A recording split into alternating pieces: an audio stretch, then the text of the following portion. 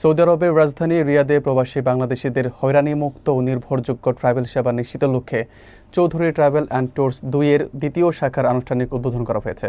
বিস্তারিত থাকছে মেহিদুল খানের প্রতিবেদনে। রিয়াদের বাথা কমার্শিয়াল মার্কেটের ক্লাসিক হোটেলের সামনে ২০২ নম্বর স্পটে অবস্থিত এই নতুন শাখার জমকালো উদ্বোধনী আয়োজনে উপস্থিত ছিলেন প্রতিষ্ঠানের ব্যবস্থাপনা পরিচালক ফারুক চৌধুরী ও পরিচালক মোহাম্মদ আব্দুল হক। তারা জানান, প্রবাসীদের টিকিট, উমরা, হজ প্যাকেজ, আকামা ও ভিসা সংক্রান্ত নানা জটিলতা দূর করে সহজ ও হয়রানিমুক্ত সেবা প্রদানই আমাদের মূল লক্ষ্য। উদ্বোধনী অনুষ্ঠানে সৌদি নাগরিক আবদুল্লাহ গাতানি, মার্কেটিং অফিসার মোহাম্মদ আলামিন এবং বিপুল সংখ্যক প্রবাসী উপস্থিত ছিলেন। প্রদত্ত সেবাসমূহের মধ্যে রয়েছে দ্রুত ও সহজ এয়ার টিকিট বুকিং, উমরা ও হজের বিশেষ প্যাকেজ, ঝামেলামুক্ত ভিসা প্রসেসিং, আকামা ও ডকুমেন্টেশন সহায়তা, ট্রাভেল ইন্স্যুরেন্স ও গ্রাহক সেবা। এই নতুন শাখা প্রবাসীদের যাত্রা সহজ ও নিরাপদ করতে উল্লেখযোগ্য ভূমিকা রাখবে বলে আশাবাদ ব্যক্ত করা হয়।